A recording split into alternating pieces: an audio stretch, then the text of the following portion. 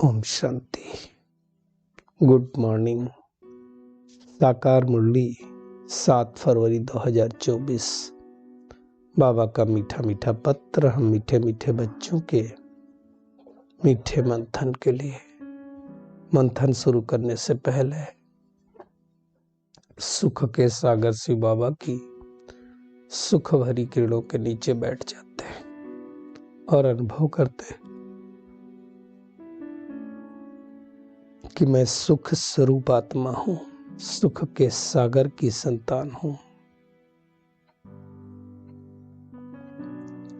आज की साकार मुरली में बाबा ने पुनः गुह्य रहस्य को हम सबको बताया है।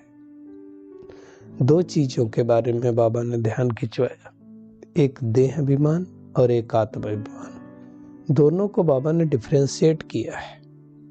बाबा ने कहा जो देह अभिमान है वो हमें कंगाल बना देता है और आत्म अभिमानी विश्व का मालिक बना देता है। कैसे? आप देखो, अभी पुरुषोत्तम संगम युग चल रहा है। बाबा इस सृष्टि पर आया हुआ है और बाबा हमें ज्ञान देता है। किसका ज्ञान देता है? तो पहला जो ज्ञान देता है वो आत्मा का ही देता है। आत्म अभिमानी बनने का ज्ञान देता है और जितना जितना हम आत्माभिमानी बनते जाते हैं उतना उतना परमात्मा अभिमानी बनते जाते हैं। और जब परमात्मा अभिमानी बन जाते हैं तो स्वाभाविक रीति से उस परमात्मा से ज्ञान गुण शक्तियां सब आती जाती हैं। और जब शक्तियां आती जाती हैं तो हम सतोप्रधान बन जाते हैं। और जब सतोप्रधान बन जाते हैं तो बाबा हमें अपने साथ लेकर के परमधाम जाता है और फिर वापस इस सृष्टि पर भेज देता है। उस आत्म अभिमानी स्वरूप में ही हम पूरे सतयुग में पार्ट निभाते हैं, त्रेता युग में निभाते हैं, अर्थात 2500 वर्ष तक हम आत्माभिमानी स्थिति में रहते हैं तो विश्व का मालिक बनते हैं।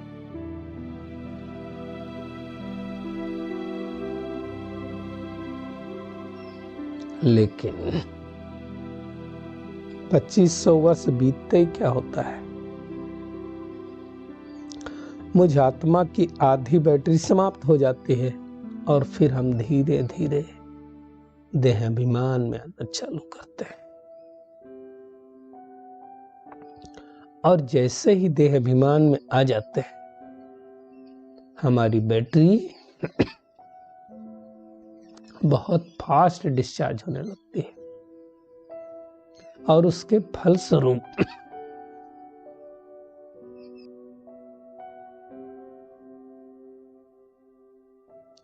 हम क्या होता है, कंगाल बनना चालू करते हैं, कंगाल हो जाते हैं। कंगाल होना मतलब सबसे पहले आत्मिक शक्ति जाने लगती है और जैसे जैसे आत्मिक शक्ति जाने लगती है हमारे पास से बहुत सारी चीजें चली जाती हैं। इसलिए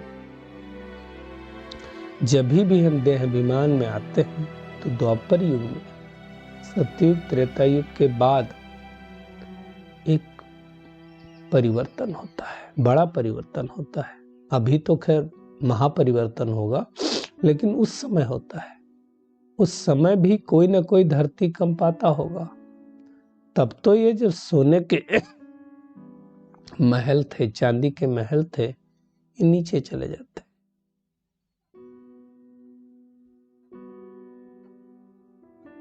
और वहां से हमारा दिवालियापन अर्थात कंगालपन चालू होता है और फिर धीरे धीरे धीरे हम सतों से रजो में आ जाते हैं, रजो प्रधान बन जाते हैं। और फिर कलयुग जब शुरू होता है तो शुरुआत में तमो और फिर धीरे धीरे तमो प्रधान बन जाते। इतना तमो प्रधान बन जाते हैं कि हम उन विकारों को ही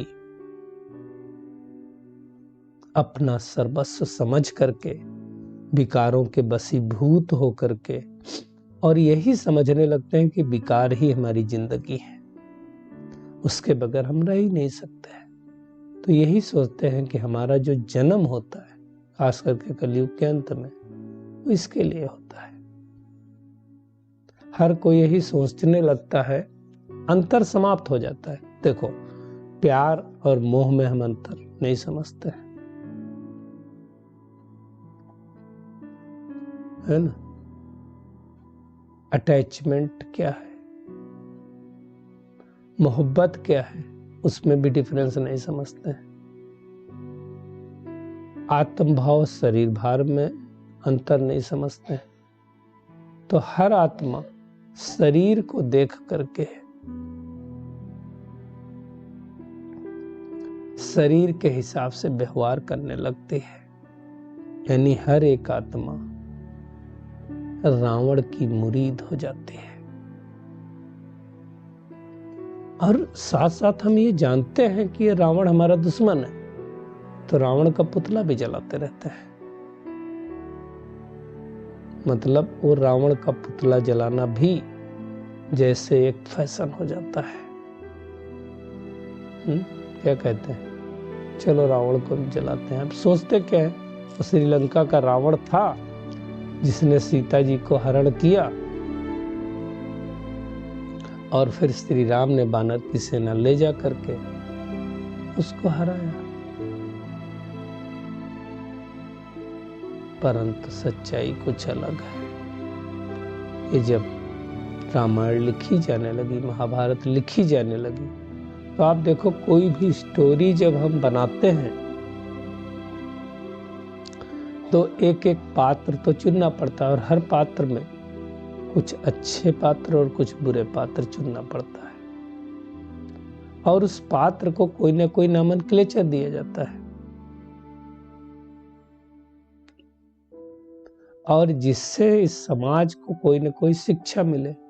और उस नामनक्लेचर के आधार से ही स्टोरी को फिर अगर हमें मूर्त रूप देना है, ड्रामा देना है, नाटक देना है, तो उस हिसाब से उसको दिखाया जाता है। बाबा आज उसी बात को समझा रहा है कि जैसे वो हद के नाटक करने वाले होते हैं, जो एक्टर होते हैं, वो जैसे उनका एक्टिंग का पार्ट पूरा होता है, अपनी उस ड्रेस को उतार देते हैं।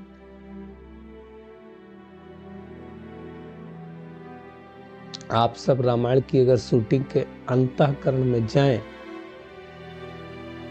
तो दिखाते हैं शूटिंग होने के बाद राम और रावण एक ही साथ बैठ करके खाना खाते थे, क्योंकि ड्रेस बदली हो गई ना, तो एक्टर थे ना, एक्टिंग खत्म हो गई बस।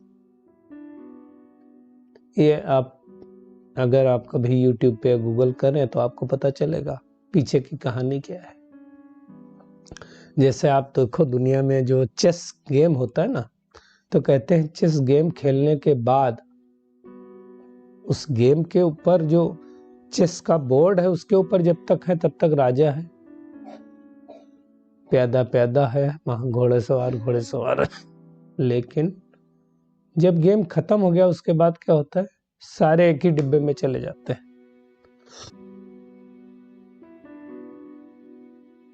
ऐसा ये सृष्टि है। तो बाबा समझा रहा है हमको कि जब एक्टिंग पूरी होती है तो तुम क्या करो, सवेरे से लगाकर शाम तक कर्म करते हो, और कर्म जैसे पूरा हो तो ये शरीर रूपी वस्त्र जो है ना, इसको उतार दो और क्या बन जाओ, अशरीरी बन जाओ। दृष्टि पक्की कर दो, मैं आत्मा, सामने वाली आत्मा, ये भी आत्मा, वो भी आत्मा। क्योंकि देखो, सारे विकार आने की जड़ ही है शरीर को देखना। शरीर को देखते हैं तभी तो आता है, ये अच्छा है, ये बुरा है, ये गोरा है, ये काला है। तो शरीर को बाबा कहता है देखना ही बंद करो, शरीर को देखते हैं तो 5 भूत हमारे अंदर प्रवेश करते हैं, काम, क्रोध, लोभ, मोह, अहंकार। और शरीर को नहीं देखेंगे तो कुछ दिक्कत नहीं होगी, आत्म भाव में रहेंगे। आज बाबा ने शिव और शंकर के भेद को भी अनुभव डिफरेंशिएट किया है। दुनिया में कहते हैं जय शिव शंकर और बोलते हैं शिव शंकर एक ही है। शंकर पार्वती को भी दिखाते हैं। बाबा कहते हैं दोनों की एक्टिविटी अलग है। शंकर विनाशकारी है, पार्वतियां ज्ञान सुनने वाली है शिव बाबा से। तो प्रेसिडेंट और मिनिस्टर एक कैसे हो सकता है? बाबा कहता है तुम शिव शंकर के भेद को भी समझाते हो, और जो आत्माएं इस कुल की होंगी उनको ये बातें अच्छी तरह से समझ में आएंगी, जो नहीं होंगी उनको नहीं आएंगी।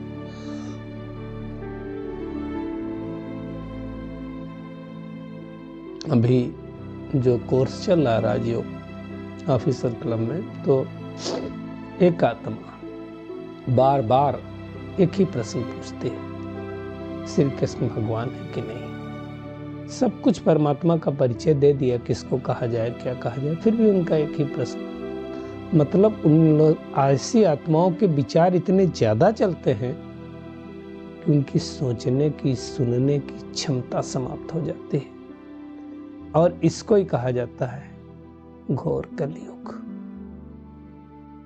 बाबा कहता है सतयुग में बातें नहीं होती, वहां सब देही अभिमानी रहते हैं,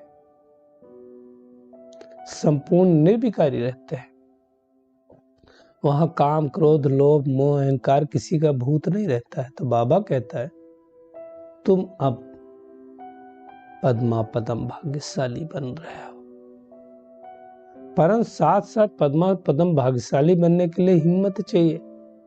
नहीं तो कई बच्चे, हम गए थे एक बार मधुबन, तो एक लड़का था जो हमारे रूम में रुका हुआ था, कुछ बीबीए या कुछ कर रहा था, रो रहा था। हमने क्यों रो रहे हो? घर वाले जबरदस्ती हमारी शादी कर रहे हैं, मुझे बाबा का बनना, मुझे सेवा करनी, मुझे नहीं करना है, अपना जीवन ईश्वर को देना है। तो ऐसे भी लोग होते हैं। बाबा कहते हैं बस अशरीरी बनो, देही अभिमानी बनो, अपने को आत्मा समझो। ये मूल बात है। पहला पाठ बाबा कहता है बिल्कुल पक्का कर दो। और जिसके अंदर ये ज्ञान योग की ताकत होगी ना, बाबा कहते हैं उसके अंदर कशिश रहती है। ये जो पढ़ाई करता है उसको भी सत्कार मिलता है, दुनिया में जो पढ़ाई करते हैं उसको भी सत्कार मिलता है। तो बाबा कहता है इन बातों को तुम अच्छी तरह से समझो और राम राज्य जो सतयुग में होता है उसमें जाने की तैयारी करो।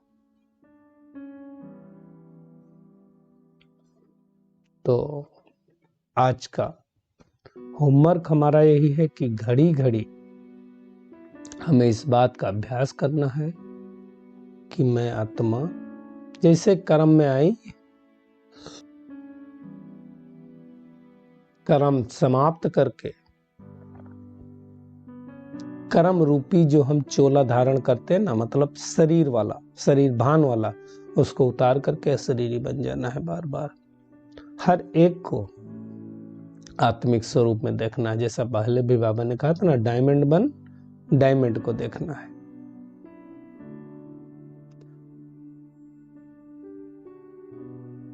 और स्वयं के अंदर ज्ञान योग की ताकत भरनी है, दैवी गुणों को धारण करना है, अपने कैरेक्टर सुधारने की मेहनत करनी है। क्योंकि कैरेक्टर हमारे बिगड़े हुए हैं। कैरेक्टर बिगड़ा मतलब क्या हुआ? देह भान में आना, किसी की देह को देखना, ये भी तो बैड कैरेक्टर है ना। तो हमें किसी के शरीर को देखना ही नहीं है। आज का बाबा का वरदान है बीमारी कॉन्शियस के बजाय खुशी खुशी से हिसाब किताब चुकता करने वाले सोल कॉन्शियसनेस भाव। देखो जब हम देह अभिमान में होते हैं ना तो ज्यादा बीमारी फील होती है। और बाबा ने कहा तन तो सबके पुराने हैं ही है, हर एक को कोई न कोई छोटी मोटी बीमारी तो है ही, है ना। लेकिन अगर तन का प्रभाव भी मन के ऊपर आ जाए और कोई मन से बोलने लगे हाय मैं बीमार हूं, मैं बीमार हूं, मैं बीमार हूं, तो नहीं होगा तो भी हो जाएगा। इसलिए बाबा ने कहा बीमारी आए तो घबराओ नहीं। आज बाबा ने कलयुगी फ्रूट्स को याद किया। कलयुगी फ्रूट मतलब मेडिसिन, दवाई, वो ले लो और बीमारी को विदाई दो। खुशी खुशी हिसाब चुकतू करो कि मेरे सब हिसाब चुकतू हो रहे हैं, मैं संपन्न संपूर्ण बनता जा रहा हूं। देखो जो बीमारियां भी आती है तो हिसाब चुकतू करने के लिए आती है, तो हिसाब तो चुकतू करना ही पड़ेगा। तो खुशी खुशी से हमें हिसाब को चुकतू करना है, और खुशी खुशी से हिसाब चुकतू करने के लिए बीमारी का संकल्प नहीं है ना, गाते नहीं रहना मैं बीमार हूं, मैं बीमार हूं, नहीं तो उसका निगेटिविटी क्या होगा, 10 लोग आपको बोलेंगे बीमार है, बीमार तो हो ही जाएंगे। स्लोगन है हर गुण हर शक्ति का अनुभव करना, अर्थात अनुभवी मूर्त बनना। यही तो प्रयोग करना है हम सबको, तो हम संपन्न संपूर्ण बन जाएंगे। अच्छा, शुक्रिया मीठे प्यारे बाप दादा, शुक्रिया आप सभी का इस मीठे मंथन के लिए। ओम शांति।